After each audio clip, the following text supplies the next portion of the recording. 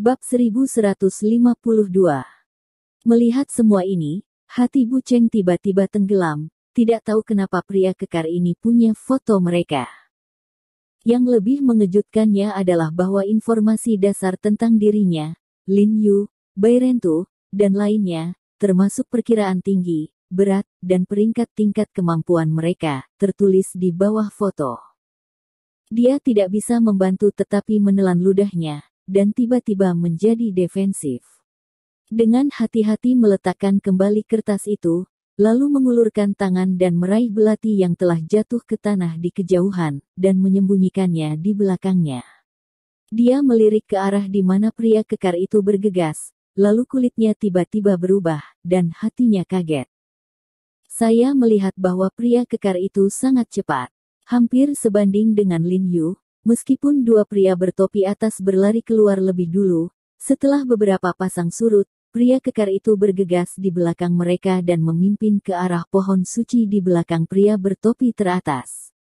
Para anggota bergegas, dan kemudian membanting lengan kanan mereka, mengepalkan tinju ke punggung anggota organisasi Shenmu. Anggota organisasi Shenmu tampaknya merasakan tekanan besar datang dari belakang, dan tidak bisa menoleh ke belakang, dia salah melangkah, dan tanpa sadar menghindar. Lagi pula, dia juga anggota elit dari organisasi Shenmu, dan kekuatannya bagus, jadi bahkan dalam kondisi berlari berkecepatan tinggi ini, kecepatan menghindar dan kelincahannya sangat luar biasa. Menurut pengalaman pertarungannya yang biasa, dengan ini cara dan kecepatan untuk menghindar pasti bisa menghindari pukulan berat pria kekar itu. Tapi apa yang tidak dia duga adalah bahwa pada saat dia menghindar, tinju pria kekar itu tiba-tiba berakselerasi, dan ledakan keras mengenai bahu sampingnya. Dia tiba-tiba merasa bahunya seolah-olah ditabrak lokomotif berkecepatan tinggi, dengan suara retakan tulang patah, tubuhnya juga berputar tak terkendali. Itu jatuh ke tanah dengan bunyi plop dan berguling di tanah beberapa kali sebelum berhenti. Kemudian ada rasa sakit yang hebat di bahunya, tetapi dia merasa beruntung karena setelah menjatuhkannya ke tanah, pria kekar itu tidak tinggal sama sekali, dan langsung mengejar pria bertopi bowler di depan. Dia tiba-tiba menghela nafas lega, dan secercah keberuntungan melintas di dalam hatinya, berpikir dalam hati jika pria bertopi tinggi itu menyeret pria kekar itu. Dia bisa mengambil kesempatan untuk melarikan diri. Tapi saat dia terkejut dan akan terhuyung-huyung untuk bangun, dia tiba-tiba mendengar suara yang sangat halus menerobos langit. Ekspresinya berubah tiba-tiba, dan dia dengan cepat melihat ke atas, hanya untuk melihat sebuah batu kecil terbang di udara seperti peluru, dan itu muncul di matanya dalam sekejap mata. Dia terkejut tiba-tiba. Dia buru-buru menyiapkan pisau untuk memblokir, tetapi kecepatannya masih setengah detak. Sebelum dia mengangkat pisau, ada kotoran, lembut, tubuhnya tiba-tiba bergetar, dan matanya tiba-tiba melebar. Menatap ke depan dengan kengerian di wajahnya, berhenti sejenak, membenturkan kepalanya ke tanah, mengejang beberapa kali, membuka matanya, dan kehilangan suaranya. Aku melihat hijau seukuran pingpong bertatahkan di tenggorokannya. Batu abu-abu. Dikatakan bahwa setelah pria kekar selesai menembakkan batu, dia melompat ke belakang top headman dalam sekejap mata, dengan tangan dan kekuatannya, dia melihat ke belakang top headman, dan membuat pukulan lagi.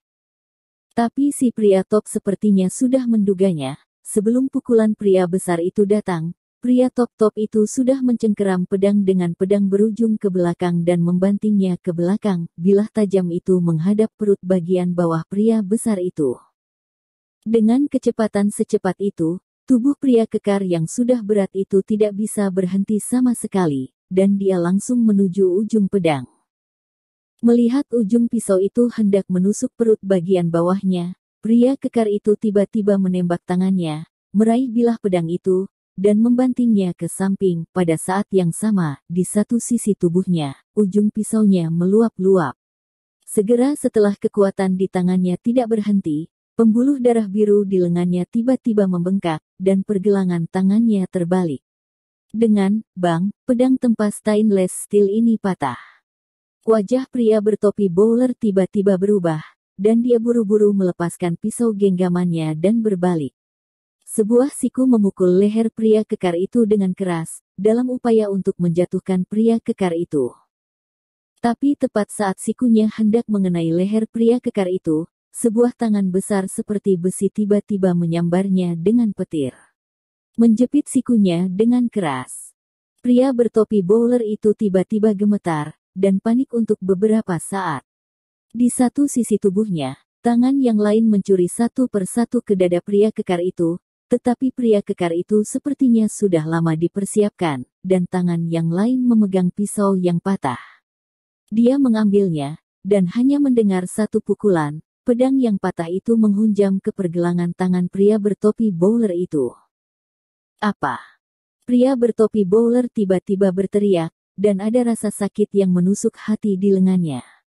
Ada juga jejak ketakutan yang tak berujung di hati saya, dan saya menemukan bahwa saya tidak memiliki kekuatan untuk melawan di depan pria kekar ini.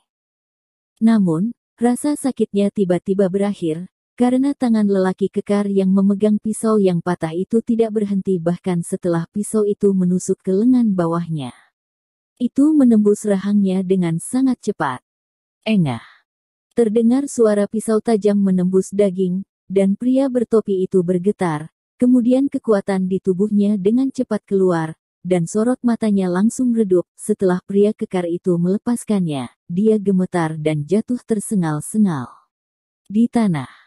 Pria kekar itu bahkan tidak melihatnya, wajahnya dengan tenang menepuk noda darah di tubuhnya, lalu dia berbalik dan berjalan menuju tangga di belakang.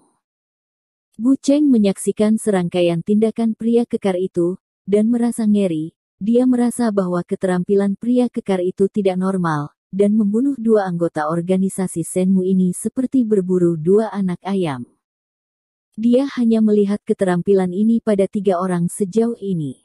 Satu adalah tuannya Siang Nantian, satu adalah Tuan He Jiarong He, dan yang lainnya adalah Paman Chun Seng dan Kiuman. Dan sekarang, pria kekar itu menjadi orang keempat yang dia lihat dengan keterampilan seperti itu. Jika pria kekar ini benar-benar ada di sini untuk membantunya, hatinya akan bersemangat saat ini, tetapi setelah membaca koran barusan, dia merasa pria kekar ini memiliki beberapa motif tersembunyi. Jika tidak, pria kekar tidak akan bisa memperlakukannya. Foto-foto Helin Yu dan yang lainnya begitu lengkap, dan informasi serta tingkat kemampuannya tertulis secara detail di bawah foto. Bayangkan saja, jika pria kekar tidak jahat terhadap mereka, mengapa mereka menilai kemampuan mereka? Bu Cheng meliriknya dengan dingin, dan sekali lagi memegang belati yang tersembunyi di balik pinggangnya dengan erat, berniat untuk menyingkirkan pria kekar itu saat dia datang untuk mengambil barang bawaannya. Ini adalah kesempatan terbaik, dan itu akan menjadi satu-satunya kesempatannya. Karena begitu dia gagal, dia tidak akan memiliki kekuatan untuk melawan. Berikan, Anda memberi yang luar biasa.